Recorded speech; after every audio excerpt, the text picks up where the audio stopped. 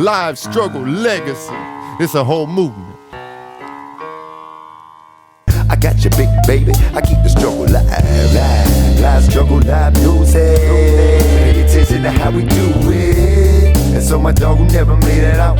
Live struggle, I got you, homie. We break it out, live struggle, live music. Pay attention to how we do it. And so my dog who never made it out. Live struggle, I got you, homie. The things we do when we down on our luck, like a dolphin, anything to get fucked up. What you think? Now we out here trying to get locked up. Desperation brings desperate measures trying to come up.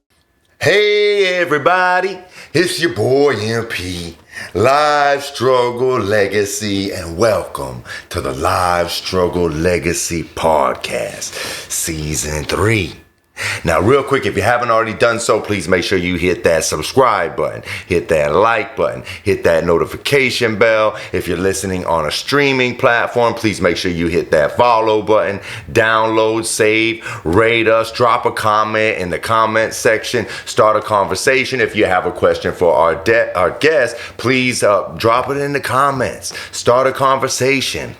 And if you're looking to promote your business, holla at me because we're looking for sponsors. And real quick, I want to give a very special shout out to Benton Brew right next door to Benton Media Lounge and Tampa Juice for this incredibly delicious juice right here. If you get a chance and you're in the neighborhood off of Linebar, Benton Media Lounge, Benton Brew, make sure you stop and get you a fresh brew, a fresh juice, and a delicious snack. Okay, with no further ado, I have a very special guest in the house tonight, none other than the incredibly talented singer, songwriter, producer, Xyra Gacy. Hi. Welcome to the show, Xyra.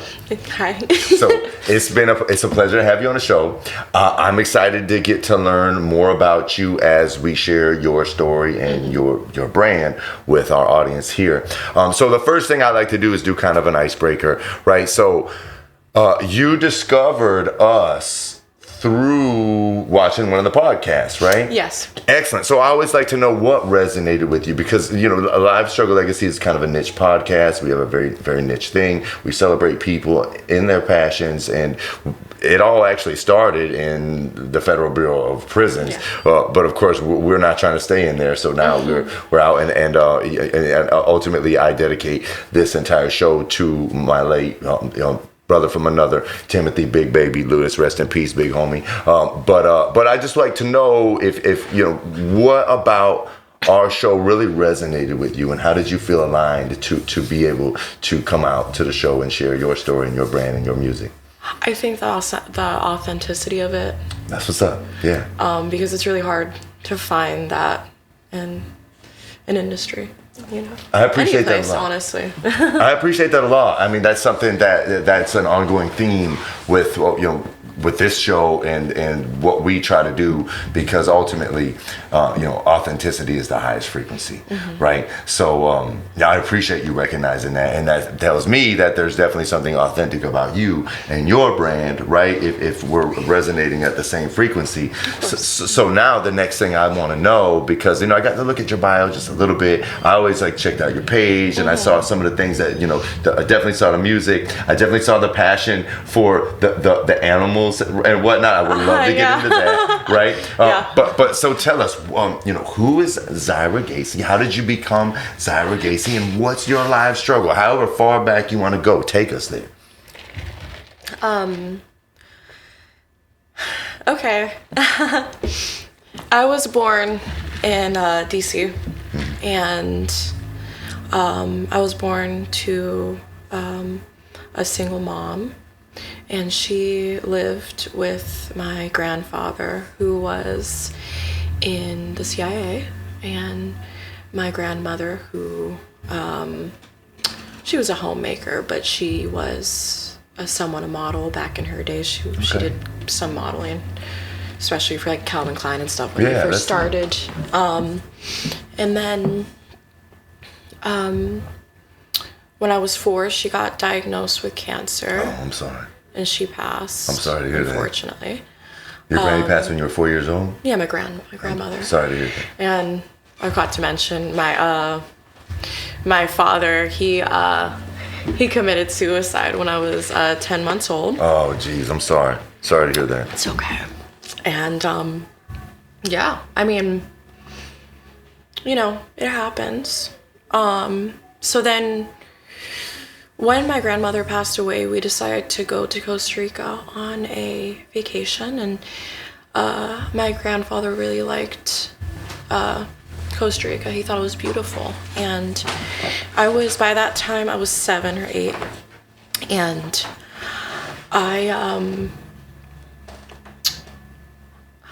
she met my stepfather there. Your mom? Yeah. Mm-hmm. And he ended up being somewhat abusive towards her. They would party a lot, but she was always a good mother. And she got pregnant with my sister, who's now 15, and she actually helps me with my music. That's she awesome. knows how to play instruments. Okay, that's dope. She's super smart. Anyway, but so she got pregnant, and then she had her, and then we moved back to the States, and my grandfather lived in Florida. And I mean, he came back to live after or whatever, but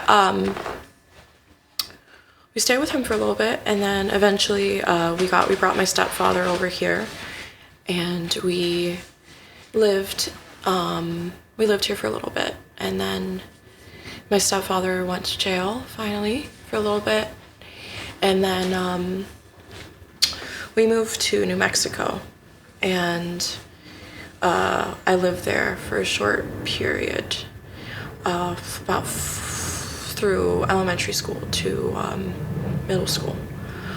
And my mom, she worked nights as a table games dealer. In New Mexico? Yes. And so she worked nights and stuff, and my stepfather was great. When he would watch us and stuff, but he would just get drunk sometimes, and you know. Is this the same, different guy? Same guy. Same guy. And you know, he would just get a little bit. He would just like lecture or whatever, but, and so I was bullied all the time when I was in school, and I know because everyone's like, you know. It was so long ago. It wasn't I was a child, but when you're a child, you know, these things shape you for who you become. Yeah, and formative years. Mm-hmm. So then I would always be bullied for being ugly or this and that, and you know, of course I was just like, you know, they're just kids, doesn't matter. And that's when I started discovering music. I came to visit my granddad, and I believe he had a present for me. Him and my mom had a present for me, and it was a karaoke machine. It was I remember it was pink. It was the Cinderella carriage, and it was pink, and it was a CD player, and it had 2 little like white microphones. And I remember I would watch TV shows on Nickelodeon. I would watch Big Time Rush. I would watch Victorious, all this, all that. But one thing that really inspired me was when I was younger, I was 6, and this was way before my stepdad, when my not 6, like 4, because my grandmother was still alive. I remember I went and MTV, that was back when MTV was still around, and they played music videos. I remember I went into the living room, MTV was on, and Paparazzi was playing. And it was basically just when it had come out, and I was like, wow. I was like, what is this? Lady Gaga, right? Yeah. And then I remember seeing Hot and Cold by Katy Perry, and I was like, oh my God. I was like, I love music. And then anyway, when I got that karaoke machine, I started learning how to sing, because I was like, you know what? This really resonates with me. And especially through these times where I was like, when I was witnessing the abuse of like my mom, and it wasn't too bad, but it was mostly verbal and stuff, you know. And at that point I had learned Spanish, so I'm fluent in Spanish. Okay. So I learned it. And in New Mexico? No, it was from my stepdad, because he was Colombian. Okay. So, I was hearing all these horrible things he was telling her in Spanish, just calling her names, horrible names. And what I did to escape that was listen to music. And that was therapy for me. I didn't have friends. There was no neighbors. There wasn't any, like, it was always just me and music. And I remember, like, my favorite singer was Katy Perry. I loved Katy Perry so much. I love Lady Gaga. I loved those pop singers. Because, I don't know, it was just amazing to me that somebody could put that much art out there and it would just be listened to. And that they were so talented. And the music was empowering, right? Yes, it was. It was. And I was learning all these things. And I remember, like every Saturday, I would have, whenever my mom was off, I would make her come sit in the living room. And with my little karaoke machine, I would put on like karaoke shows of me singing along to like Lady Gaga songs or Katy Perry songs, and I would do like a full set, and I would just sing, and there's videos of me singing when I was a kid, and I was all about it. And it was like the only thing that like kept me going. That's why it was important to me. And so then when middle school came around, we had moved to a different town, and like I started liking boys. I started, I think I was in 5th grade. I really liked this boy, and I remember he came up to me and he said, "Ew." And I was like, nice. What did he say? He said, "Ew." What? Yeah, I know. What a dick. I know. And so that stuck with me, and I was like, okay. And then I remember I had this best friend, and her name was Rebecca, and she was my bestest friend. I used to go over to her house, and we were listening to music. She loved Kesha, and she really, like, she was artistic. She would draw and stuff. And is this still in New Mexico? You're still in New Mexico? Yeah, okay. We're still just in a different town. Okay. Yeah. And she was my bestest friend, but she was bullied way more than I was.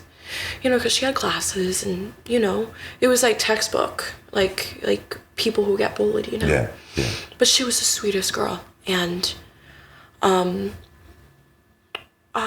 was her bestest friend. And I remember the first song I ever wrote. It was called Amazing, and I was 10 or 11 when I wrote it, or 12. And it was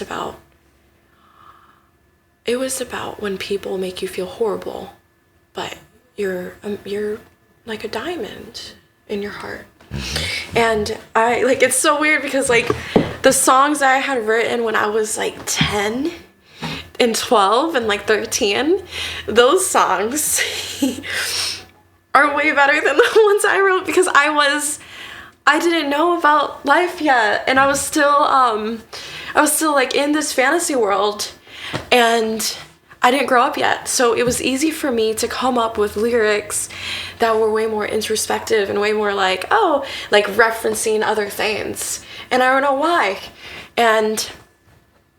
But one day, if I go back and find my book somewhere, I think it's in a storage unit, I'll see which ones I can produce and make. Mm-hmm. But we should definitely do that. Yeah.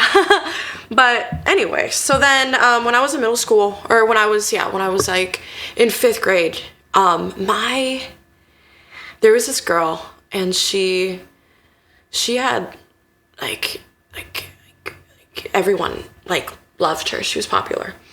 And she was mean. She was mean. Like, it was those mean girls. Yeah, but she was mean. And I think only because she was well developed for her age that everyone was like, oh my God. But and I'm not gonna put her down, because I found out later on that she did have her own issues, and that was fine. But she made fun of me, and that really hurt me, and that really shaped me, and it taught me that about a lot of things. And so then, anyway, I'm gonna so then I remember I was going into 6th grade. And not 6th grade. I was in 6th grade, and I had a crush on this teacher. And he, like, I don't know what happened, but like a rumor spread around that something was happening between us when nothing was happening. And that was, you know, that on top of dealing with my stepdad still kind of getting drunk sometimes and just being verbally abusive or whatever, it didn't help. And like the school system over there in New Mexico, I hate to say it, but it's really messed up. They, especially in the small towns, they don't really, it's kind of really small town minded. Like if you know someone, you know somebody, and that's, you know, you're out of trouble or whatever. It's crazy. It's crazy. I know what you mean, yeah. And so, anyway, like corrupt. I remember. It was corrupt, right? Yeah, very corrupt. And I remember like, and that isn't even like half of the things I've been through. Like that's just a little piece. So then that was just whatever. And so I went into 7th grade, and I remember I was doing a cyber school, but that girl, the one that I told you about that was making fun of me, she became my friend, and we became friends over the summer. And I remember, you know, when I was in that school and everything, I was struggling really hard mentally.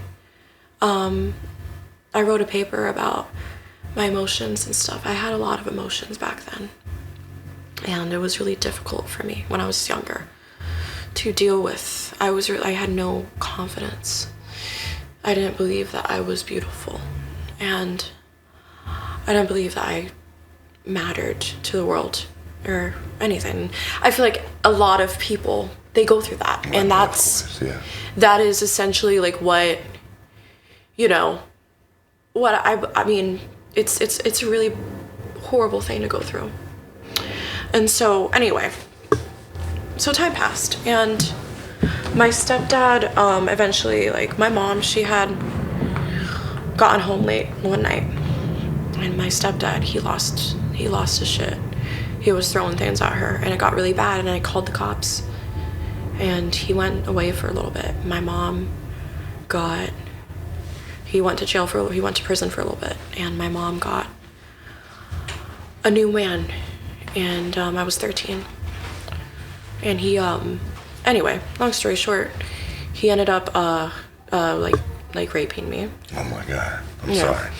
He told me that he loved me and he didn't love my mom. When you were 13? Mm-hmm. And that he loved me like a girlfriend. Oh. And that was my first experience ever with a man or a boy. I didn't even know what sex was at that point. I had learned what sexuality is from like all these pop singers, but I didn't sexualize myself. But I had all these dreams of like, you know, maybe one day if I ever meet a guy, you know, whatever. And I didn't have any experience in boys or anything. I didn't have like boys that were trying to talk to me or anything. And that was my first experience. And at the time, I believed that me and him were in a relationship, but it wasn't, you know. But it felt off. It felt wrong. And I remember, like, you know, like that was my first experience of love. And it wasn't love. Didn't know what was going on. My mother, she didn't. My mom was working at night still. She was still dealing. She was still dealing cards. She was forced because she didn't have anyone else. We lived in poverty, so she didn't have anyone to watch us or anything. And so he was left with us, and thank God, you know, my sister, nothing ever happened to her. Thank God.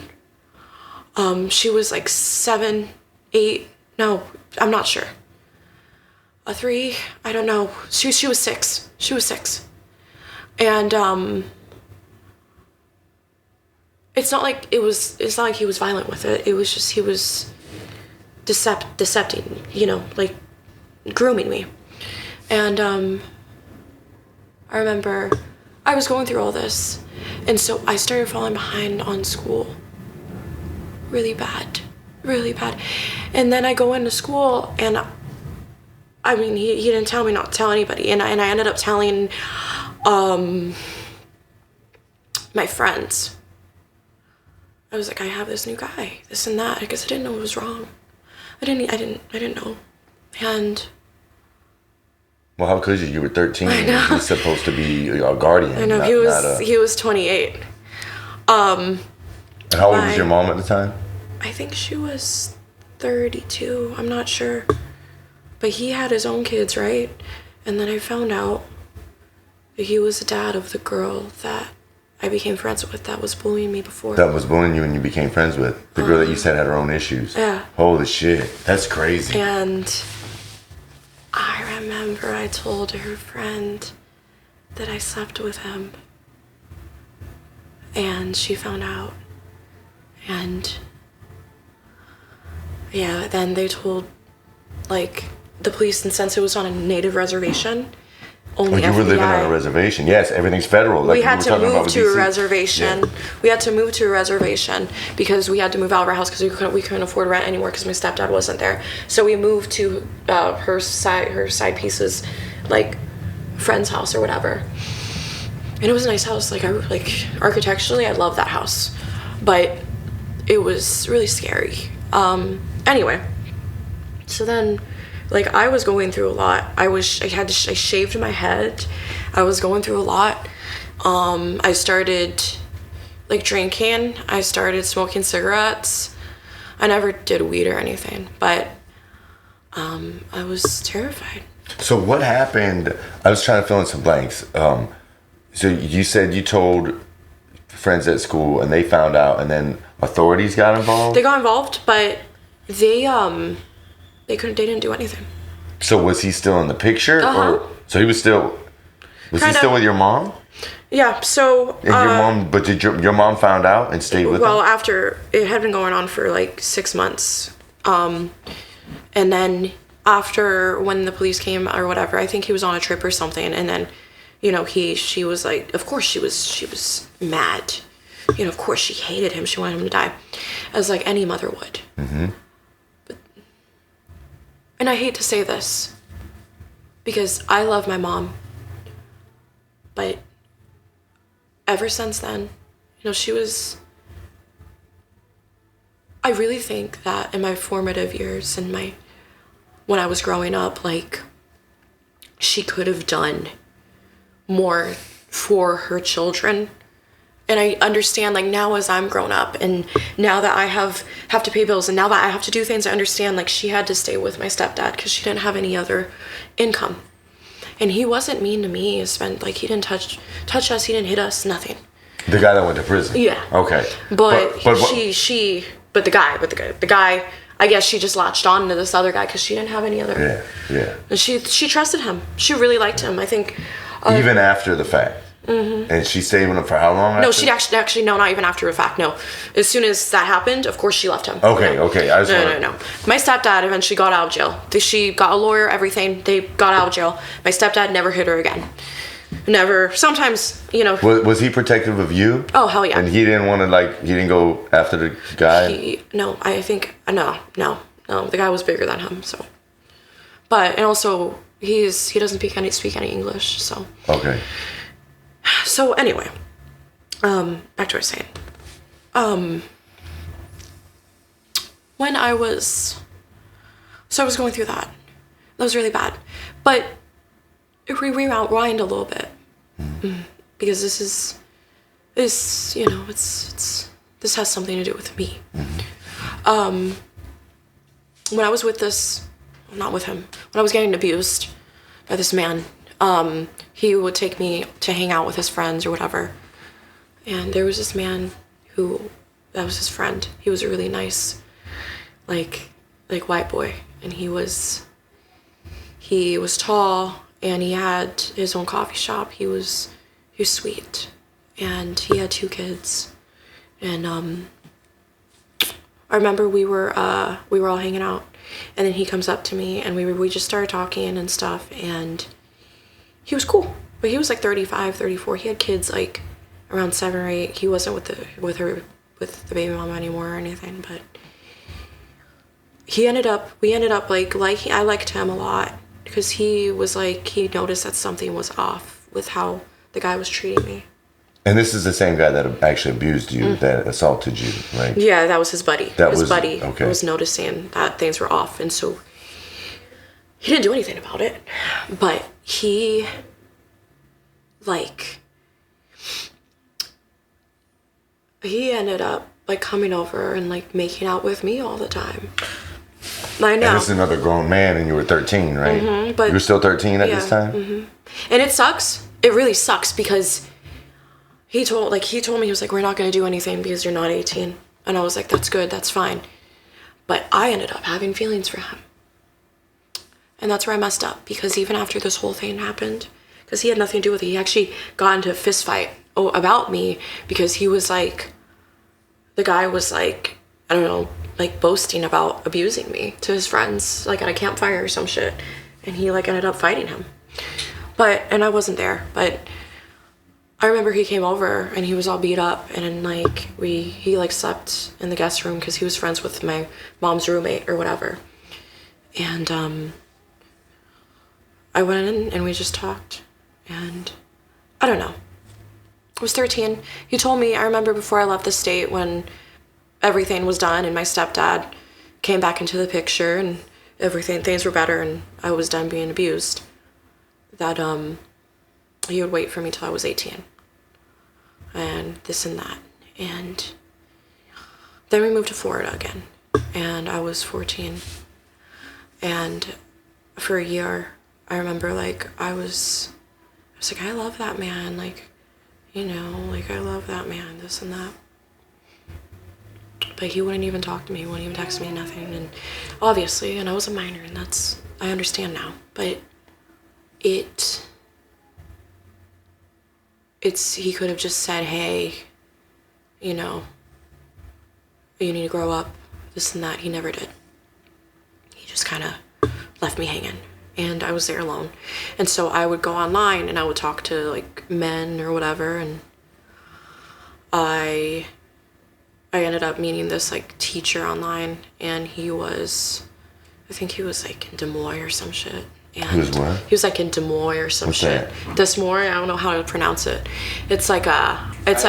Oh, yeah, Des Moines, Iowa. Okay. Anyway, Yeah. he was in Iowa, and he was disgusting. He was a street predator, and he was disgusting looking, and I was over-sexualizing me once again. And I was 14, 15. Did you ever meet him in person? No, never. Okay. But he would like just ask you to... And academically, at this point, I was doing very, very well. I was doing very well. I caught up on everything, if anything. And I was, like, when I was 15, like, somehow I bounced back. I guess I just indulged myself. I went to high school. I was still doing school. And where in Florida were you at now? I was in Bradenton. Okay. So when I was still getting abused, I was still doing school, but I just kind of fell behind. Not like I didn't like get, grade, fell behind or anything, but I ended up catching up, and it just not work. It was just work, and I ended up graduating high school when I was like 15. So that's a plus. That's 15? a plus. Yeah. Wow. Okay. That's a plus. I was like, so I guess I indulged myself in books, but it doesn't take away the pain. Yeah. Anyway, so then I, and throughout all these years, like, I remember when I was getting abused by that guy, I would walk around in the snow, and I would listen to, like, the neighborhood, that band or whatever, and I would just listen to, like, all this music. And I discovered Lana Del Rey during that time. And I was listening to all this music because it was my therapy. And then, anyway, so then I think I was in high school at this point, and I had this teacher. He was my civics teacher, and I remember he would do tutoring with me, and he he was nice, but he ended up telling me that once I turned 16, I could get emancipated and move in with him. That same creep dude that you were talking about? Oh, this is a different one. And my teacher. You and these teachers, I tell you. Mm-hmm. And he, and I could get emancipated and live with him, and that I could be a stripper one day. That's what he told me when I was That's what the teacher told you at 16? Wow. Mm-hmm. And, and that, you know, and I ended up liking him a lot, but then he started telling kids I liked him, and that I had a crush on him, and that I was coming on to him, and then he removed me from his class. And then the school counselors and stuff. This is at Bradenton now. Yeah, I was in MSA. I was in Manatee School for the Arts. I went because I wanted to be a singer. And even when I did chorus class, I was overlooked. I wasn't, like, I would have questions and they wouldn't even, care. And so, this whole time, it was just, I was always overlooked. And so then, and so the school ended up, suspending me because of all these lies that he had been telling. We didn't even talk outside of school or anything. He was just telling them lies, and the police even came to talk to me about him, and I was like, no, he never said or did anything. And then they all blamed me. But, you know, that school, it has this history of having, pedophiles on staff.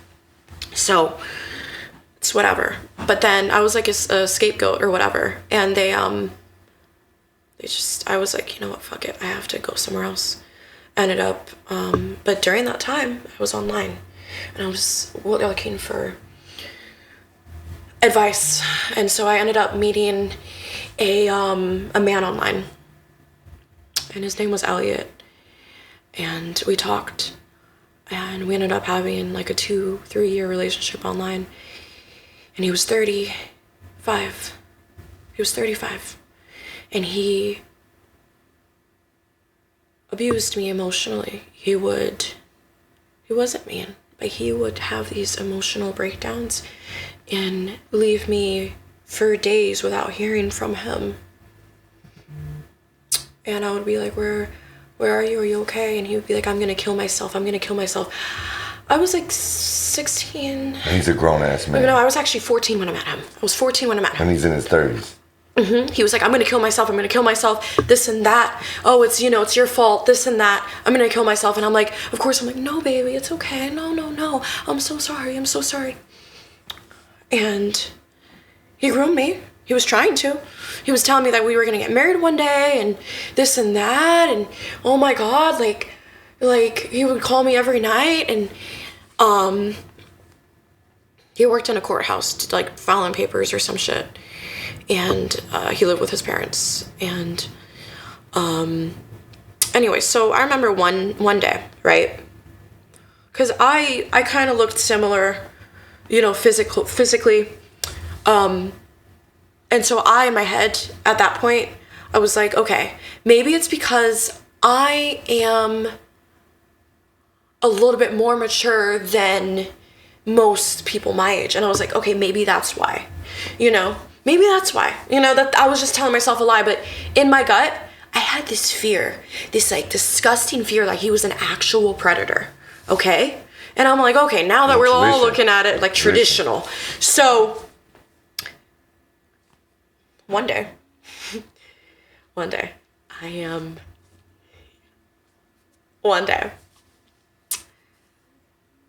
I haven't heard from him for 3 months. And I'm like, what the fuck? And I'm like, what's happening? Did he die? So I do some online stalking. I find his brother's thing and I call up and I lie and I'm like, hi. He actually lied to me about his last name and stuff. And I was like, what the fuck? How he spelt it and stuff. And I was like, hi. Hi. I'm this girl that's been talking to your brother. I'm just wondering, is he okay? His brother tells me, oh, he violated probation. So he's in prison right now. I was like, what probation? He's like, he didn't tell you? He was like, well, he peed on a church or whatever, so he's registered as a sex offender. And it probably was more than him being in church. And so then I was like, I know. Wow. And so I was like, wait, like, that's a little bit suspicious. So I looked up the charge, I looked him up, and it was sexual exploitation of children. And so I was like, what the fuck? But in my naivety, I was like, you know what? It's okay. I forgive him. And then he got out and we started talking again. And I did meet up with him once. Even after you knew? No. This was before. Okay. Before. I met up with him once and I was going to go audition for The Voice in Atlanta. Okay. And I remember I went with my stepdad. We had 2 separate hotel rooms. Nobody knew about him.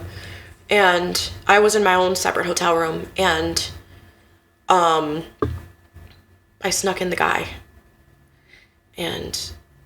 The creep. Mm-hmm. And he was just fucking, like how you would expect, he textbook pedo, like creepy, like scrawny, creepy, ugly. So anyway, so then I am there and I'm like, oh my God, it's okay, this and that. He comes out, you know, and then I end up, because I ended up, at this point, I was like 15, so I had enrolled in an all-girls school for a little bit.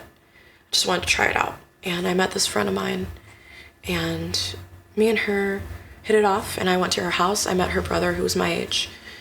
He wasn't as attractive, but he was okay. And that was the only boy that I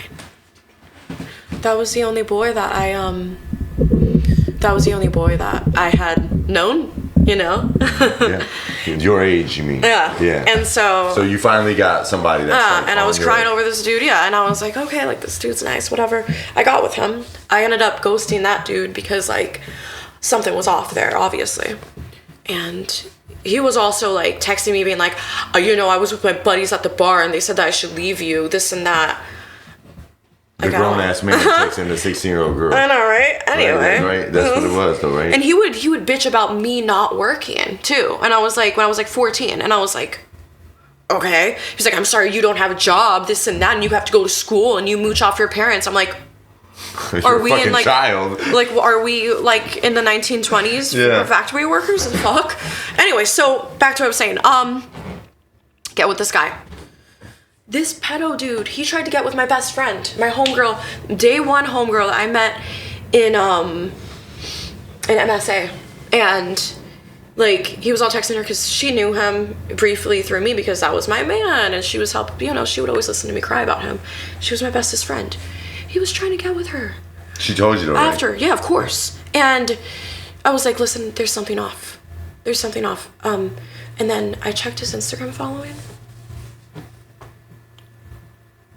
8-year-old girls on poles doing pole tricks. Are they even allowed to be on that at that age? In Russia they are, so they oh fuck. They post it, and then he was following all these tags like hot Russian young girl. Just I don't even want to get into it. It was so disgusting. It was 8-year-olds, 6-year-olds, even like toddlers. And I was like obscene amounts, like 6,000 people following. All kids. It was horrible. And so I was like, there's something wrong. So I got with this kid, and he had an abusive dad, so he didn't have a mom, so he didn't know how to love me correctly. And he ended up, it was okay for a time being, but he was a pothead. His sister was big into drugs and stuff, and so I didn't do drugs, but like every now and then I would smoke pot, whatever. I did a little bit of ecstasy. Like, I loved ecstasy. And you were still 16 at the time. Yeah. And I would drink. It was cool, whatever. But he ended up like, he was so childish.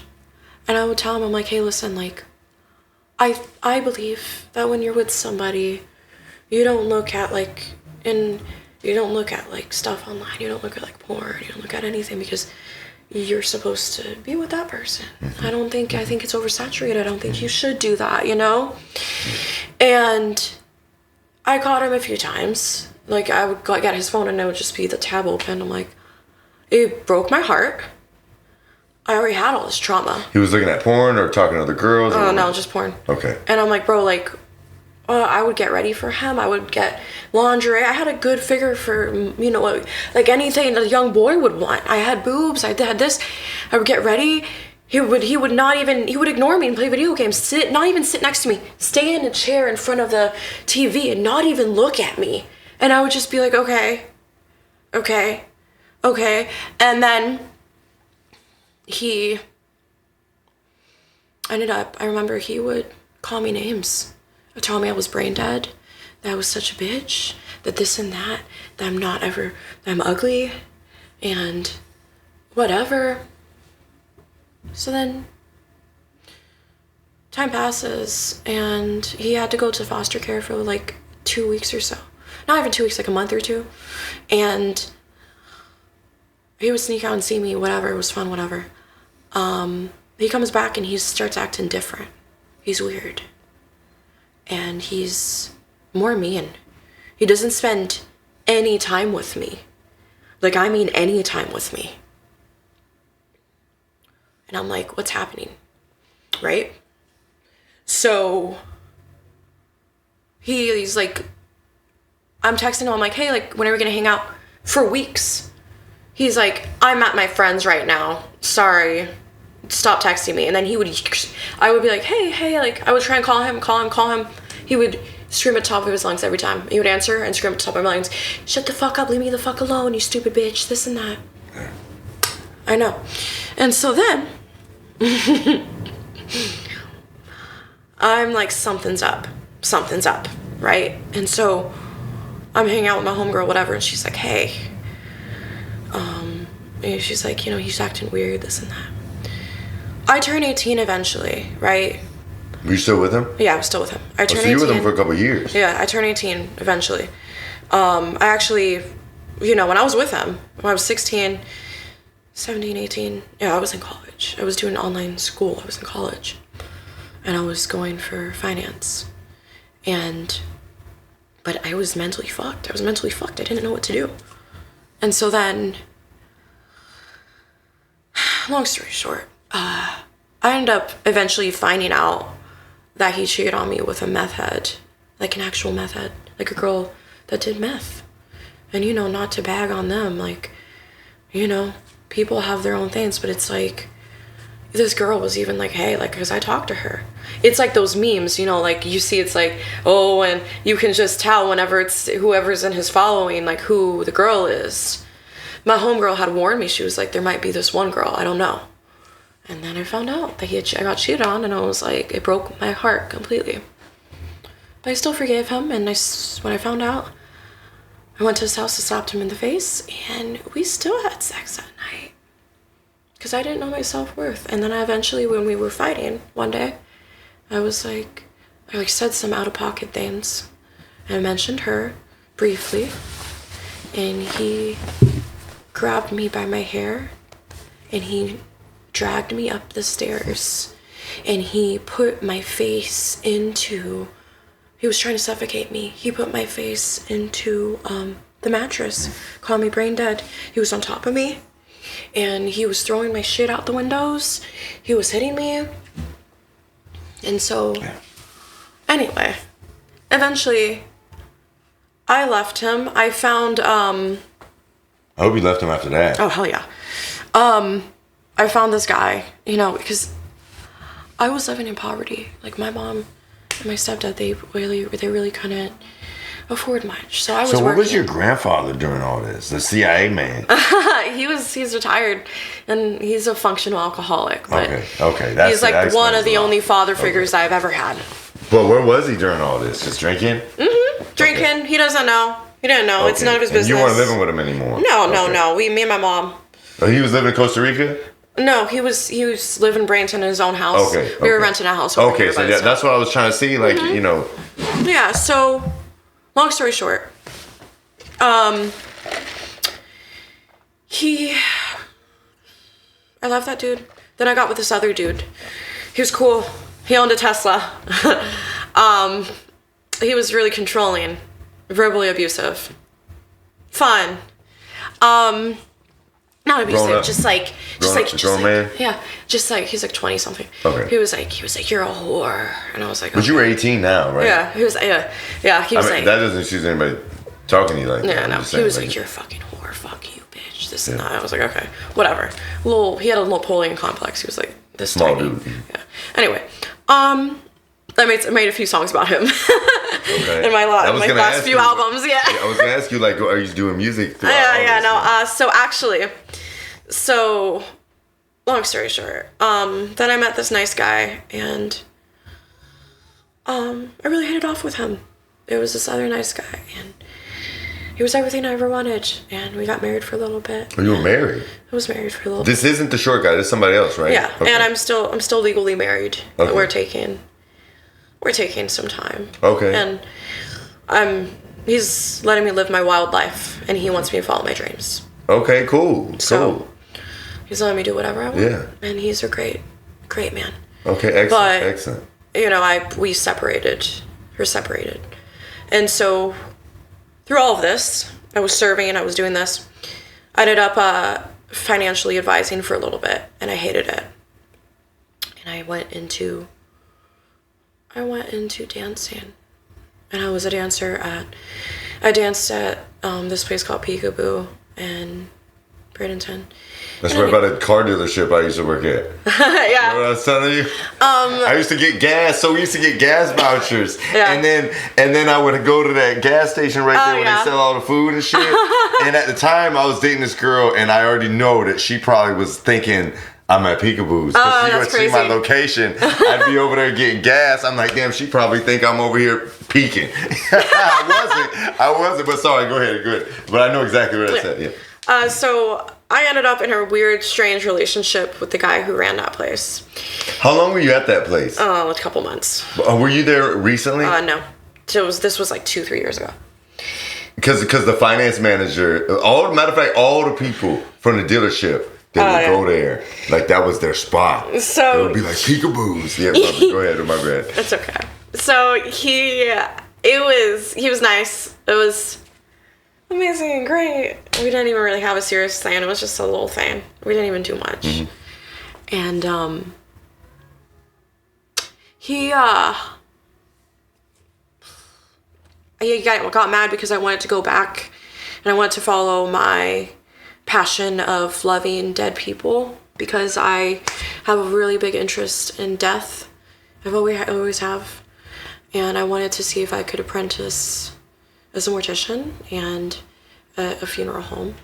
And he got mad because I wanted to leave the club. And he was like, you know what, fuck you, you can't dance here anymore at all. Go. And I was like, okay, that's fine. And then I ended up apprenticing, and it was really fun. Cutting up people. It was. Oh, you apprenticed at a mortician? Yeah. And oh shit. I worked in a funeral home. It was really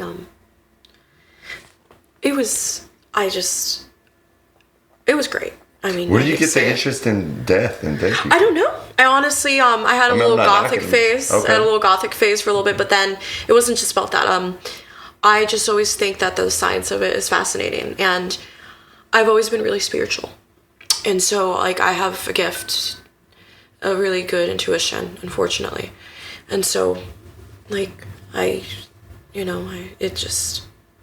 varies. Like, it's communication skills, whatever. I've always just been drawn to death. And not like a morbid way. It's morbid curiosity, but I ended up getting paranoid.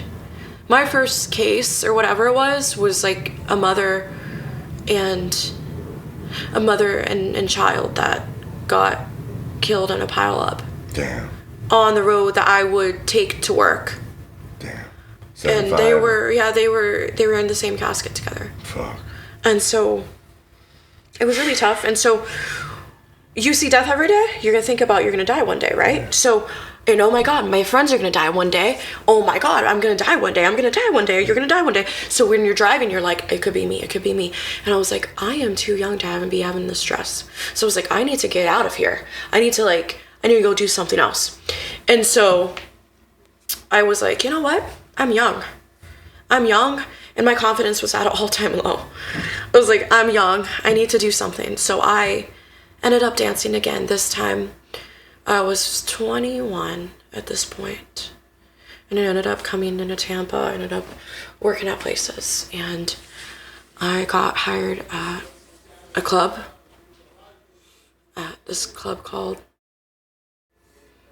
And it's a really difficult business to be into, but considering that when I turned 18, besides the Boo, I worked at Pink Pony, this club that's full nude. Yeah, it's full nude. And so I was used to being objectified at this point. And I was like, you know what? It's whatever. And anyway, so then I started working at that place. And once again, one of the managers, we had a weird thing.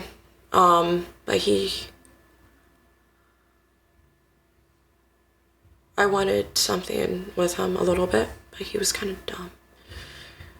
But he was sweet for the time, but I just think he was caught up in that kind of lifestyle, and he kind of didn't, he didn't make me feel happy about my body. Girls would walk by and they were not built like me. They were flat. And I already have trauma from men liking girls that kind of look like meth head? No. Not meth heads. No, but flat, non-developed bodies. Yeah. And he would be like, that's so hot. He liked pancakes. In front of me. Oh shit, no, he was being some shit. And I was like, okay. And then he would joke around being like, you know how much I love curvy girls. And I was like, what does that mean? Because I'm a woman. I have a woman body, and it just really messed me up. It messed up my self-esteem. And I was like, holy shit, this is a whole new level of, I feel horrible.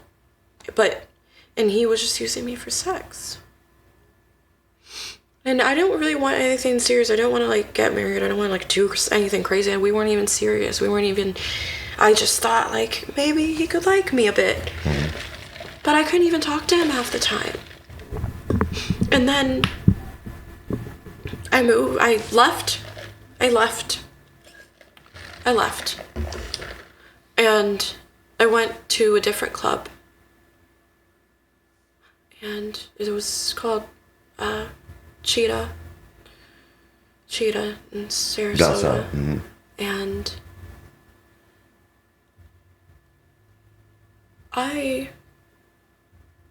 we're all caught up on everything right now, but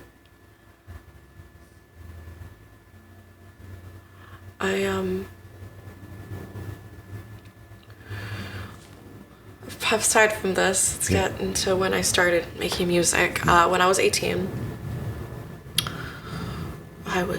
this woman I had met my boo thing.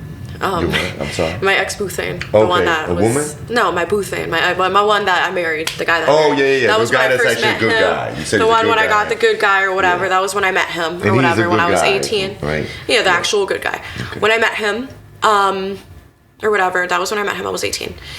And I felt inspired to finally follow my dream. I was like, why? I was like, oh, I'll be, because it was always, oh, I can sing, but one day I'll be a singer, And I was like, you know what, I'm 18, I'm gonna be a singer. My friend, I came up with my name because my friend, she had a fan page of some singer, and she just made up a name, Xyra Bell or something. My best friend Landry, she it was a fake name that she made. It was Xyra Bell, and it was spelled Z instead of X. And I was like, Xyra's a really good name. And then I don't know, like I said, morbid curiosity, anything. I always thought that the case of John Wayne Gacy was different. It was different. It was really scary. And I wasn't trying to give that approach either. And I'm not named after him. But I always liked his last name because I thought it was something edgy. And my original sound that I want to go for eventually is like industrial, if I could eventually, for one album one day. But I want it to be, you know, something different, but I also want it to be a pop singer. And so I made my first album. I made it with my friend K-Dog. Her name was Kayla, and she was my best friend. She was wild. She showed me how to party. She was like an alcoholic at like 16, but she had her shit together. She had her own apartment by then. She was really cool. And You're not friends with her anymore? no, she got in a bad relationship with this guy, and she's just following his orders. Hopefully she comes back one day. But Sorry to hear that. so then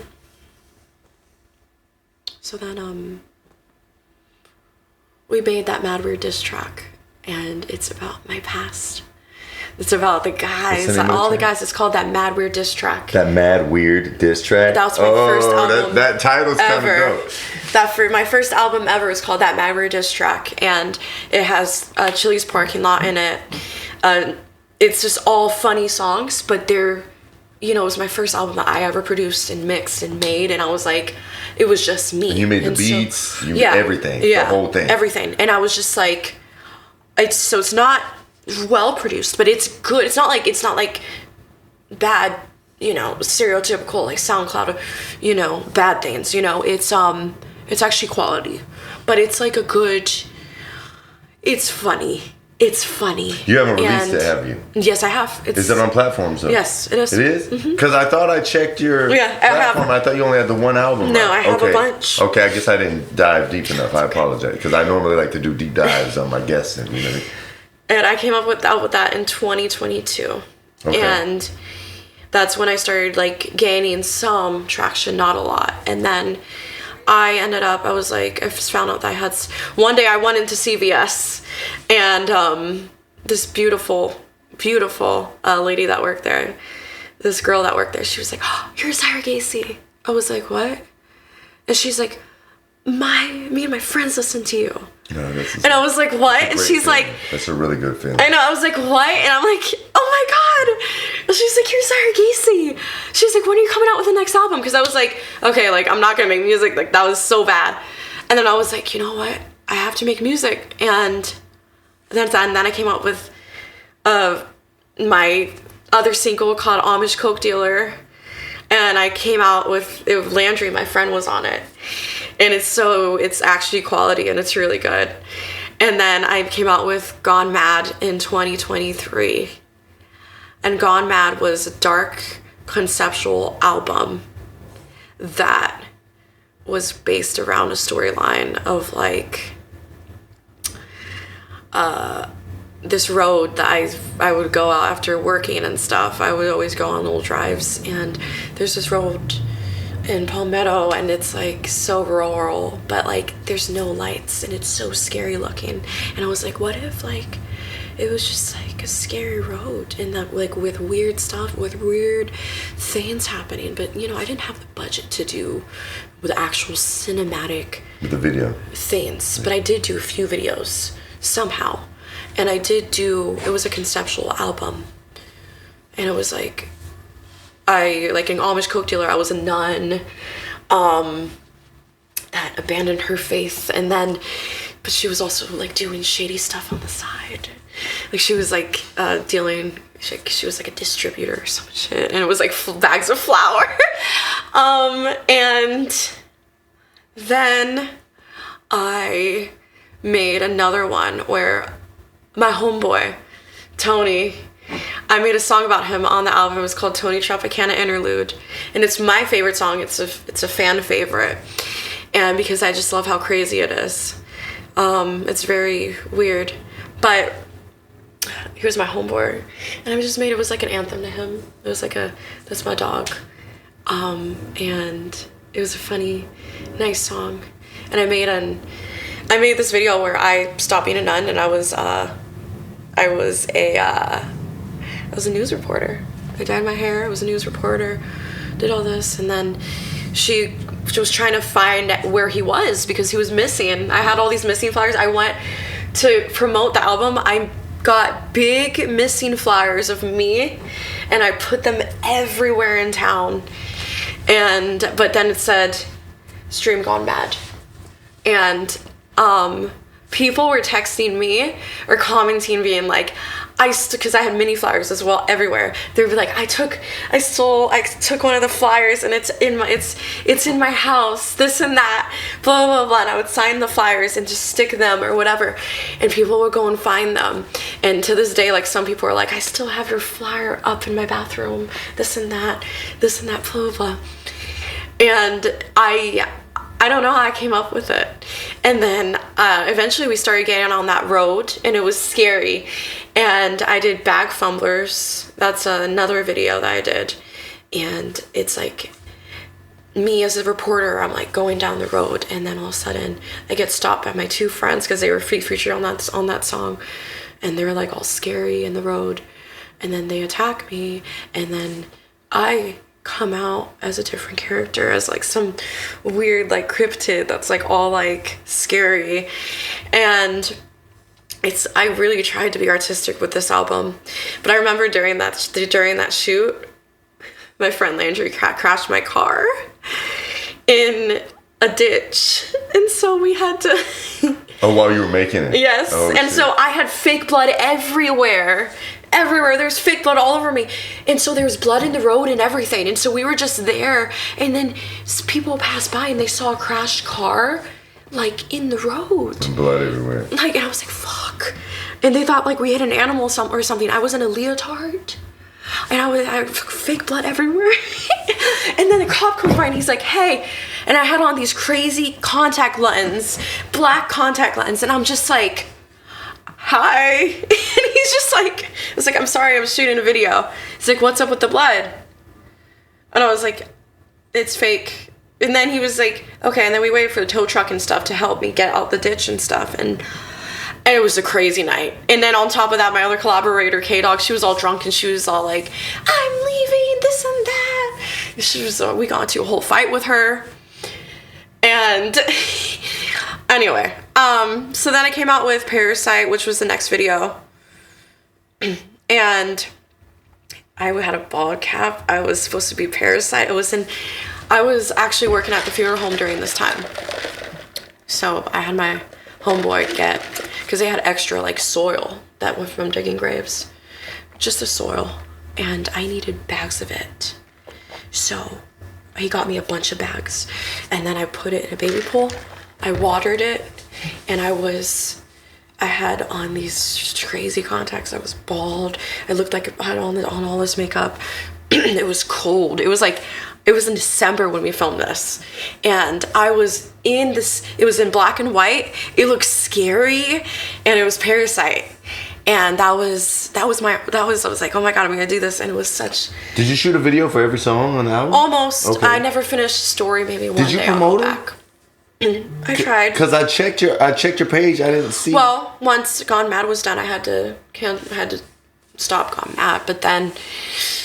Are they on a YouTube channel? Mm-hmm. They're on Xyra Gacy or whatever. Okay. And then I did Red Lights which is I wrote it about that one guy who was running the boo or whatever. But then anyway, and it's a crazy one where it's like I get kidnapped, and I'm just all of a sudden I'm in a burlesque scene where I'm like, just like, and I'm dancing on a pole, and I made that song. That song is actually like about like the disconnect between all these men wanting you and lusting over you, and then like he's there, but he's also like not caring, but also at the same time super jealous. So it was like, I also didn't realize this, but in that song I had accidentally sampled Promiscuous, because the chorus is, I can see you with my t-shirt on, I can see you with nothing on, but it was supposed to be his thoughts, essentially, like, I can see you in a home type of manner, like I can see you as like my girlfriend and all these other men, like sexualizing me. And so that's why I said in that song. So then 2 years later, I had gone through all these other abusive relationships with these other dudes, not 2 years later, I mean like a year later, when I was dancing in at this area. I had my 2 boyfriends in this area, whatever. And I dated this one loser. He was nice, but he just had nothing going. I hate to say it, but he was mean too. He just didn't care about me. So I was like, okay, whatever. And I was writing, that's when I started writing Orange, because I started being like, you know what, I'm so sick of everything dark around me. And so that's when Orange really came to be. And I have a Tony Tropicana tattoo right here. What's it say? It says it's Tony Tropicana, baby, because that's my favorite song that I did on that album. Okay. And so, but then when I made the Tropicana thing, oranges were a big thing in the last album, and I was like, well, oranges, you can live off oranges if you really want to. It's juice and it's food, you know. And it's like the iCarly episode. Sam's like, hey, like, you know.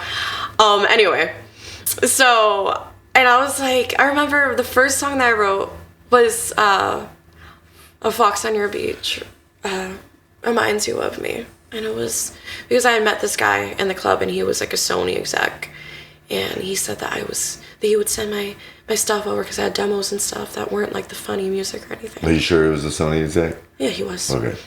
And but he just never did it, and he was just continuously using me, and we never did anything, but it was just like. But he tried to use that as leverage. And I remember, like, he texted me, like, because he has his own personal little beach. He was like, I saw this fox on the beach, and it's you. It reminds me of you, blah, blah, blah. So I was like, I'm just going to make a funny song about it, but then it turned into something like a serious song, and then that was the first song. And then that's when Orange was born, and Orange is about finally, like, being yourself and being authentic. Yeah, okay. And so all these tracks dive into the craziness of love and light and passion and the intimacy of truly connecting with yourself. Because I was lost when I wrote this album. I've listened to a lot of those songs. Really? That's what I dove into. Really? I thought that was the only album you had, so I really dove into it before, right when we scheduled the interview a while back. Oh. Yeah, so I could see that, and that's the thing about Live Struggle Legacy. It's about finding light in dark places, right? Yeah. And turning pain into purpose, right? And adversity into legacy, right? And so it seems to me like I think you and I can relate in that sense, even though our stories are very different. We both found music as our light in those dark places, and music, correct me if I'm wrong, became our therapy, right? It did. 100%. And because that's what I hear from everything you said. You told me about all these awful things that you've been through, all these terrible things that have happened. But then right away you started telling me about all the songs that came out of all this, and then how that music evolved into you went from no self-esteem or self-value to suddenly getting introspective through your music and finding the value of yourself, and maybe even finding the silver lining through some of these not so great experiences. Correct me if I'm wrong. That's true. That's true. And I really just wanted to make something that people could listen to and be like, that's a great song, because and I was like, I just have to make this, and I put my whole fist into it. Like I've focused more on the sound and the production and my vocals and my words more than there's a song on there called Liquid Perfection, and that's truly about finding that perfection inside of you that is like wholeness of being truly who you are meant to become, and to start building what you want to do and build. Mm-hmm. And on top of that, but also it could serve as a love song. So a lot of the songs on there are dual purpose. Mm-hmm. And that's like, I don't know how I did it, but it's dual purpose. It could, it could be like Summertime. A lot of people love that song. Everyone loves that song. And I love that song, but when I made it, I remember I was sitting there listening to the first like demo of it, and I was like, it just like the melody is just, it made me like have melancholy out of nowhere. And I was like, wait, because it's about youth but also falling in love, but it could also, you know, like serve as like, oh, we're just all hanging out and it's a good time. So Orange, So heavy levity. yeah, so Orange was who I am. That was my soul. If that was me saying, this is what I am made of, here you are, here's the craziness. I already did all these dark tracks about, you know, everyone like me being hated and me having beef with people and me doing this, but why would I continue to be negative when I could focus on myself? And then I put out Orange to inspire others to look into themselves. And yes, right now it doesn't have that much traction, but if it does, I really hope it will eventually. And I remember like when I came out with it, I got billboards and stuff for it, and I was so happy. I was so happy. And I was just like, the art on it is amazing. It's one of the most like artistic things I've ever done. You did it yourself? Mm-hmm. Awesome. I remember like the way I did the album cover, I called up my homegirl. I was like, hey, I need you to just come take photos of me on my phone on the beach. And I had fake oranges as props, and it was like 4 oranges. And I had this vision in my head. The concept of that album is getting stranded on an island, and you take the wrong coconut or whatever, you start to hallucinate. And Xyra Gacy and Orange is like what you see. And that whole orange thing was just like a like hallucination. And there was a bunch of oranges everywhere. And so, but it was a magical place. And so, so then it's crazy because like she came, she took the photos, and then she was like, okay, and it was 4 oranges I had as props. And then I was like, okay. And then I went into photo editing, and I went ham on it, and I created it, and it looks amazing. And I was so happy about that. Because I was like, oh my God, this little DIY project kind of came together. And I remember like Summertime was the hardest fucking song to do. Like, oh my God, like it was so crazy. I did it a million times over and over and over. And I was like, it sounds right, but I want to see if someone more professional could help me with it. Someone more professional. I need help, and I didn't have any like resources. I didn't have anybody, and I didn't know what to do, and I wasn't really that serious. And during this time, when I was finishing Orange, I was falling in love with this man at Cheetah. And Cheetah like became this place where, because I would go there every day to work, where I loved my coworkers. It was a beautiful place for me. It was, you know, not the best place. Like, you know, it's like weird because I found a light because everyone loved me there for who I truly was. So you felt safe and supported there? Everybody. Despite it being, you know, that kind of environment. Okay. It was just the customers that kind of sometimes sucked, but yeah.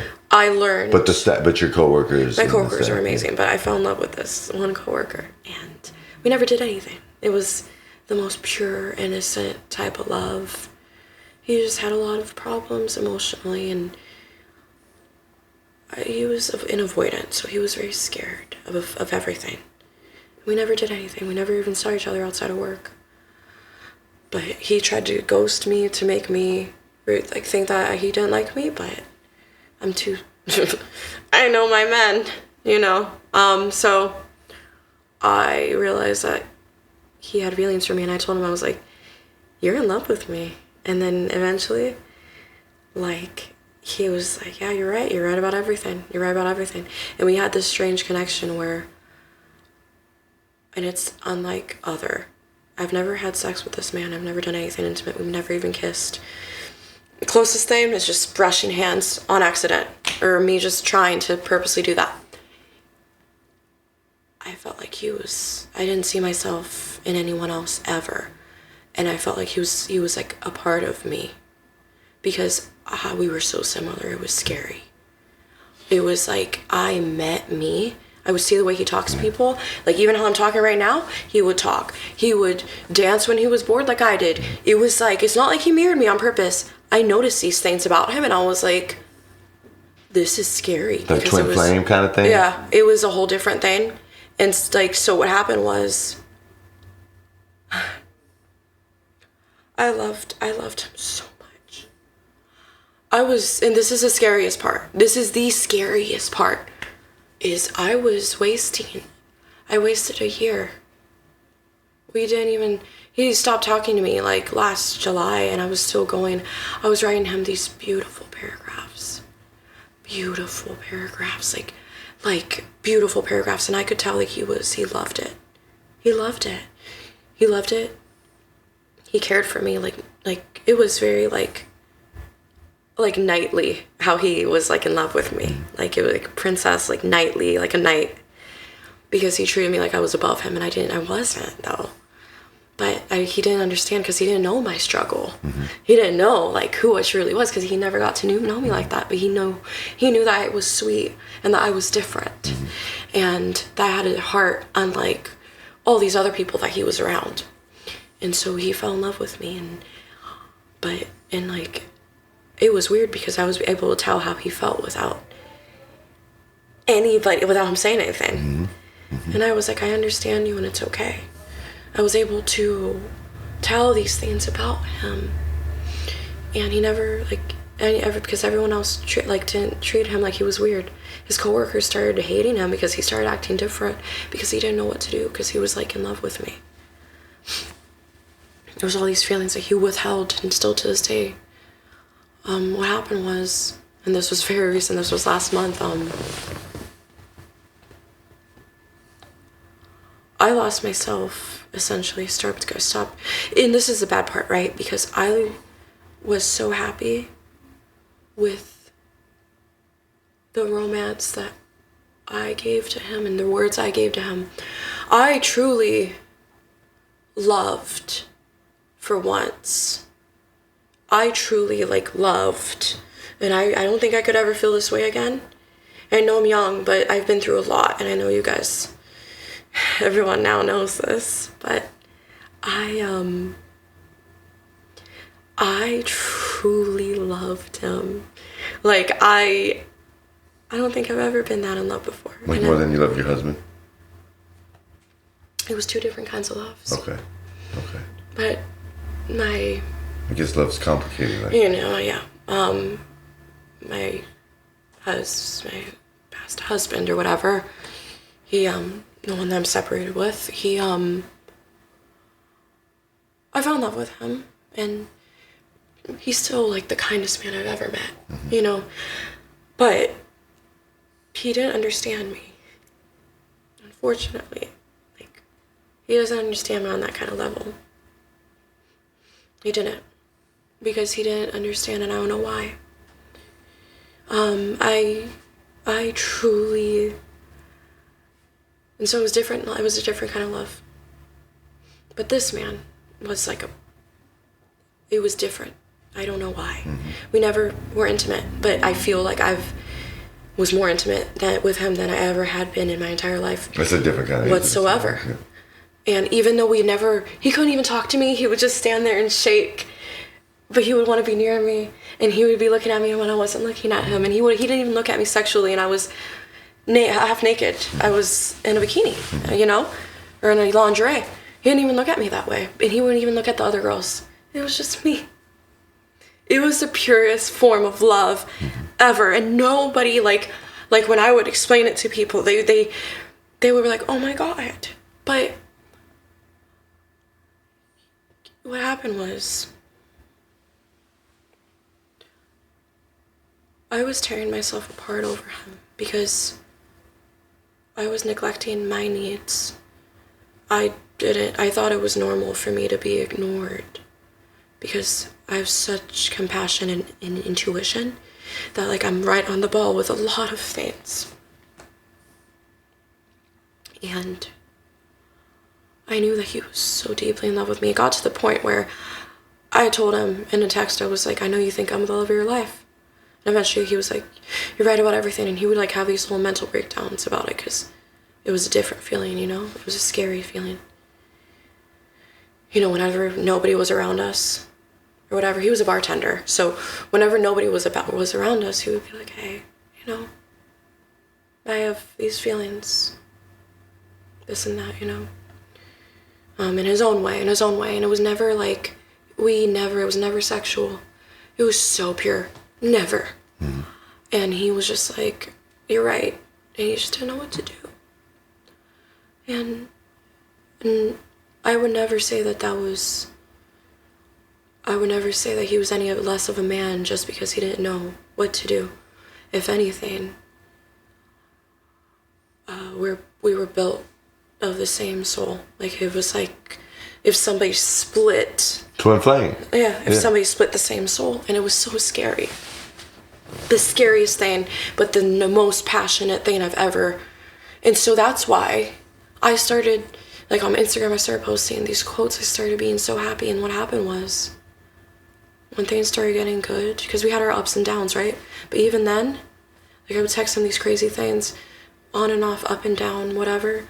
It would always be like we would still come back to each other. But it was never toxic. I mean, he tried his toxic stuff at first, but then when I was like, I don't like that, and he realized that it would hurt me, he would stop. And you brought him up. Did you bring him up because he came up in your album? So what happened was, when I was writing Summertime, I was falling in love with this man. Okay. Yeah. Sorry. I know we're kind of running out of time. I'm so sorry. You're good. So last year I wrote Orange, and I've written Summertime about a different time in my life, but then I realized that Summertime could resonate because Summertime is about existing and becoming an ode to that person. Because you just love them, and love is sacrifice. And I loved this man, and I didn't realize this, but I had a feeling in my stomach that this was different when I met this man. And I didn't write this song. I had written this song before, but when I was producing it and getting it ready for the album, because it came out this past summer, right? And it was like in February and March when I was getting everything ready and packing it up to distribute it and stuff. About a year ago. Mm-hmm. Almost. And so what happened was I went and I was thinking, and I was like, what? I wrote all these songs, but they're not. And I was like, Summertime could possibly resonate with my situation because I was going in every day. I didn't have to work every day. It was a club. I could go in any time. I went in every day because I wanted to be near him. And it was comfort to me. And I would put in flowers in my hair. I would be pretty. I would, like a doll for him. Everything. I loved him like you're supposed to love something, like everything. And unfortunately, it became somewhat abusive to myself. Yeah, you were neglecting yourself. And emotionally, I was neglecting myself because I just loved somebody so much. And what happened was, I kind of lost my mind there. It was unhealthy. And so what happened was, what happened was everyone loved me at my job. And I still, regardless of what happened and what they probably think of me now, which I don't think, they're all really good people. Something happened? Something happened. Do you want to share it? Yes. So I ended up becoming friends with one of my manager's girlfriends. Kinda. Well, it was a Christmas party, whatever. got kind of wasted, so they, out of being good people, they drove me to my house. And they are good people, but this is really messed up what I'm about to say. So I don't remember anything, but I was really sad, and I got super drunk at the Christmas party. And they drove me home. I guess they said that I was like passing out and stuff, and I was vomiting in their car. I don't know. I guess I had my underwear, like, I was in a dress and stuff, and I didn't pull up my underwear from going to, but they didn't help me out with that. Like, she did it, and I thought that was kind of fucked up. Mm-hmm. But anyway, so then I went home, made it home, everything was fine, and then, like, she, like, texted me on Instagram being like, let's hang out sometime, this and that. I was like, yeah, sure. Went to work, whatever, mind my business. Didn't talk to her because, I was busy with work. Everything was fine. Everybody at the place knew about me and him, even though nothing ever happened between us. Her husband? No, me and my guy. Oh, the guy, okay, yeah. Everybody, and, like, even her man, like, knew when he was her manager, like, he told her, like, I guess, she told me that, he told her, like, oh, I guess they're in each other, which is kind of weird. It's a weird situation. I remember I had a really bad night emotionally. And so I took some antidepressants I have or whatever. And let's just say my brain was half off. And I ended up hanging out with her the next day just to go to the mall. And I had told her a few things. Told her my story because she wanted to know, and she acted like she was my friend. This is my first time hanging out with her. She wanted to know everything about me. I told her about some of the things about him and stuff. And out of safety, because, I've been through so much. If I'm talking to a guy, and this is one thing that I want to put out there. If you are talking to a guy, and it's getting somewhat serious, and you're like, okay, you have to know a lot about him. I'm sorry, I'm not condoning, like, looking up information, but you want to know about this man before you start something. Mm-hmm. Because I didn't do that, and I ended up with a sexual predator. Yeah. So, That's what I mean. I learned my lesson from not looking people up, so I looked him up. So, obviously, like, I know information about him, but he already knew that at this point. He knew, like, I would go up to him and be like, like, at this point, it's almost a year, and you're not going to make a move, and... we have feelings for each other, so I'm probably just going to show up at your house. Then he was like, what's whatever you want. Never did it. But he knew that I knew where he lived, and that was fine. I told this girl that. Right? And I don't know what she did. But she told me that was a safe space. I could talk about anything that I wanted. This and that she's there for me. She went and told her boyfriend everything. I told her really personal things about me. I cried. Even though she told me that she wouldn't. He was the manager of the club. Mm-hmm. Not the big manager, just one of them. Mm-hmm. And I remember my gut, I didn't even have a gut feeling. My gut would have told me, but I was half off. I told you it was. You're taking pills and shit. Mm-hmm. And so I wasn't there mentally. I was sad. I wasn't okay. And I was just there, wasn't there. And I was just. So my gut was off. I couldn't sense anything bad. I don't know if I would have sensed something. Like, I'm okay, maybe I shouldn't say anything. And so what happened was I went into work the next day. I hadn't heard anything. Her man wasn't working that day. I went in and I saw my dude that was working and stuff, and I just had this bad feeling in my stomach. This was last month. I had a bad feeling in my stomach. I was like, I feel like this is going to be the last time I'm ever going to see this man. He's already having issues not texting back. So our only outlet was work. I gave our coworker, that was our friend, a wonderful woman, a present because it was her birthday. And I remember he looked at me and he was like, "That's so sweet of you, this and that." And I remember before he left, because he got cut early, I was like, "Hey, like, can you just give me a minute? He was really avoidant, and he was like, I can't. Sorry, I gotta go, because he was he was scared of me. And that was the last time I ever saw him, because the next day I got a text from her boyfriend saying that my contract was terminated. At the club? Mm-hmm. Just because what you shared with the friend? With outside of work. Yeah. But and it was because they don't want employee... No, but they knew about it, and they don't care. So they fired you? Mm-hmm. And me and him didn't even have anything going on. That's the thing. Just because you told her you had a crush on him, essentially. So she...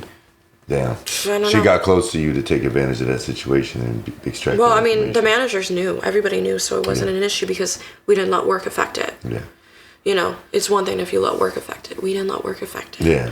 But she only knew that because you disclosed it to her in confidence. Mm-hmm. And, but the managers knew. Like, they made jokes.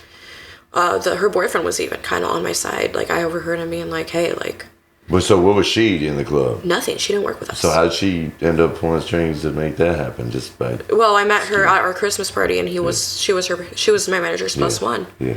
And I was really cool with my manager. Like, I never had an issue with that one guy. But then I guess she told him that I was somehow, I don't know, so like this stalking this dude or some shit. This is a month. Yeah. Oh yeah, because you said you knew where he lived. And yeah. But so now I guess she made me look bad, and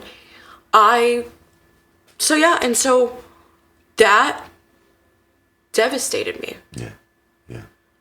For the past few weeks, I've been going through something horribly. Yeah. Started drinking heavily. It's been bad.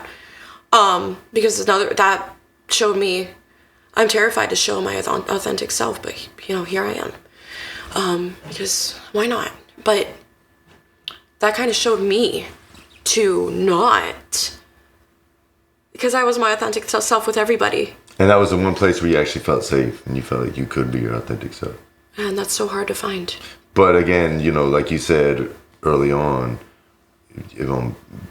when you said why this platform resonated with you is because of the authenticity, and you were used to, in those environments, everything being fake and not authentic. Yeah. But I believe maybe you fooled yourself in a way to believe that you thought that it was authentic, but was it really? You know what I'm saying? Yeah. It became my everyday life. So, I don't want to end on that note, right? Yeah, of course. Because clearly you have a lot going on, positive. Yeah, right now I have a lot going on. You have, you're producing music, you're singing, right? Mm-hmm. You're transmuting this pain into purpose. I'm sure there will be music. I'm working on an EP for Valentine's Day. So I want to start promoting your music, and we got to wrap things up in just a moment. Sorry. But no, you're cool. But I do want, this is something I have to know, just from looking at your page. I want to know about your pig. Tell me about your pig. I have two pigs. I've been trying to get... Okay. I have two pigs. I have a house. It's a little purple house. It's based off of the tarot deck. I have all the weird colors and stuff. I absolutely love spiritualism. Okay. I know all about herbs, this and that. My little pigs, I remember when I got a house, I was like, I've loved pigs. And I was like, you know what? Like, so you have two pet pigs. I have two pet pigs. Mm-hmm. Pibby, she's a year old. She was born December 2024. And so she's a year old, and she's a baby. And she's big. She's like this big. And she has a little sister that I got because I realized that Pibby was getting older. So I was like, she needs to have someone throughout her life to be a friend because they get lonely. So I got her a friend. And a new baby. Her name is Cranberry. She's named after the cranberries. Okay. And she's a different type of pig. She's Juliana, so she's a little bit tinier. And they oink. They go around. They come in, slide aside at night and sleep. They cuddle together. And they're super smart. They know how to ring a bell whenever they have to go outside. They press buttons for food and stuff. They know how to sit down. I cuddle with them all the time. They're beautiful. They're beautiful. They're my babies. Okay. My world. I also have a pet chihuahua. She's old. Had her since I was 12. She's been through everything with me. Yeah. And she she really she's used to being an only child, so she got whatever. With the pigs. Yeah. They got to learn to share space. But yeah, they're my babies. They're my world. Okay. I just had to know something because I always see you posting them, right? And I wanted to know the story behind that. So, okay. So, let's tell everybody what they now. Mind you, this podcast, by the time people see this, it's going to be a couple months from now. We got a few in the pipeline. Yeah, of course. Right? So, but anything that you want to promote that you have going on, any social media links that you have, and any closing remarks at the end of the day, I want to know what's legacy mean to you. So, I am working on a EP right now, because I have to call it an EP because I'm still working on Orange, the deluxe version, so it's going to come out after it next month. Okay. But I'm working on a Valentine's Day EP. It's called the Saint Valentine EP, so when this comes out, it should be out by then. Okay. And it's about heartbreak and loving till you die, essentially. Yeah. And so I'm working on it with my 15-year-old sister, and she's doing the instrumentals for me. That's dope. Oh, she produces too. Yeah, she knows how to do instruments, but so she's she's really helping me with that. And I want to try, and I don't know if I can do it all by myself. I really need help with it, and I have like a week, and I'm just now coming up with like things, but I think I can just bang it out in however many days I can. Okay. But right now I'm focusing on myself. Right now I'm gonna focus on what I actually want to do, which is be a singer, and hopefully, one day, everyone will know who Xyra Gacy is. So listen, they're watching. So tell them where the producers, right, engineers, other artists that may want to collab. So put it out there. Where can they find you? If people want to help produce you or connect with you, collaborate with you, or just support you, stream, whatever, tell them where to find you. So I'm available on all platforms. Spotify through, I'm not on SoundCloud, but Spotify through Tidal, through Apple Music, everything. YouTube, Xyra Gacy. Xyra Gacy. Sorry, I keep saying Gracie. It's okay. Xyra Gacy. Xyra Gacy. Okay. And I have Instagram. I don't have TikTok yet. Maybe my next album. Okay. What about where all those YouTube channel where they can find all those videos? Xyra Gacy. Just search it up. Yeah. Just add Xyra Gacy YouTube. Yeah. And Xyra Gacy. Yeah. And hopefully you guys want to, if any producers, anybody that wants to help collab, I need all the help I can get. And I haven't had my first serious collab. I made a collab with my friends. Okay. But that's it. I haven't had a serious collab. And so I would really appreciate anybody. So yeah, just DM me anything. I don't really have a lot of traction, so I'll get it. Okay. And what legacy means to me is, well, when I worked in the funeral home, I would always see obituaries and stuff. I would always deal with the paperwork. And I would see these souls, and not to, everybody's amazing, but in their own way. But it really pains me to know that, one day most people die and nobody knows. Everyone forgets them eventually. Now, you hear about all these legends. You hear about Elvis. You hear about all these people. And you know who they are, and they've died. They died like fucking centuries ago. What legacy means to me is to be a household name, be someone who I want to be the pop singer that a little girl who's going through everything looks up to. And I want to be that good example. And yes, things that have gone through and everything aren't the best. The work that I've done isn't the ideal thing for a little girl to look up to. But I want my music to inspire. I want my music to be there for people when other things aren't. I want people to get lost in the worlds I create. And I want to be a voice for I want to eventually buy out whole meat factories. I want to be able to take animals and put them in a sanctuary. If I ever make it big, I'm going to open a pig sanctuary. I'm going to open farm animal sanctuary. So you don't eat pork? I don't eat anything. Okay, I don't eat any meat. Okay. It's an ethical thing. I don't like how animals are treated. And I love animals more than anything. And I want to advocate for people who don't have a voice. And so what legacy means to me is, at the end of the day, dying and people remembering me for kindness and love. And I want to be able to finally, I loved and I got fired because I got love. I loved too much. It was out of love. I didn't do anything wrong. And I love wholeheartedly. And now I know what it is to love that much. And now I'm going to put my love out there for everyone to get. And I want to love all my fans if I ever have any one day. And legacy is to be a voice and be proud of who you are. No matter what life throws at you, no matter what trauma you've been through, Absolutely. And so that's what I'm about. I want people to always look in themselves for the light, no matter what. Absolutely.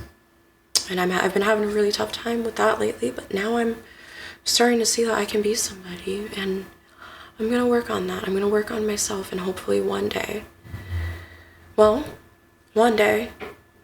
everyone will know who I am, and I will be there for everybody the best way I can be.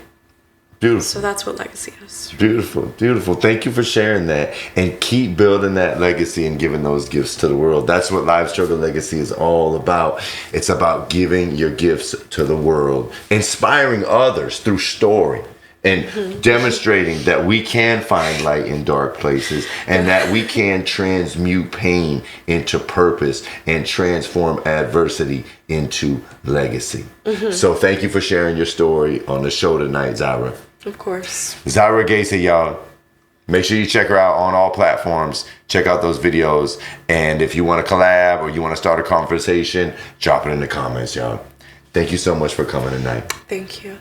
It's Live Struggle Legacy. If you haven't already done so, please make sure you hit that subscribe button, that like button, that notification button. Drop a comment, start a conversation. If you have a question for Xyra, drop it in the comment section. If you're listening on a streaming platform, please make sure you hit that follow button, download, save, rate us. If you're looking to promote your business, holler at me, because we're looking for sponsors. And make sure you check out livestrugglelegacy.com for all the latest news, merch, music, and all things Live Struggle Legacy. Be sure to come down to Benton Media Lounge and Benton Brew to get you a nice hot brew to get your morning started, a nice little snack, and a delicious juice from Squeeze Tampa. It's Live Struggle Legacy. We build a pyramid. At Autism Acceptance All-Stars, it's more than awareness, it's action. When you sign up at the AAAS.org, you join a movement for acceptance, inclusion, and real impact. Don't miss our Memories Delivered program. We bring professional photographers right to the homes of autism families, capturing genuine moments in the comfort of their own space. Becoming an All-Star is free, but the difference you make is priceless. Visit the AAAS.org today. Be seen, be heard, be an all-star. If you'd like to promote your business on the show, please DM us for sponsorship opportunities. Thanks for tuning in. We out. Live Struggle Legacy. It's a whole movement.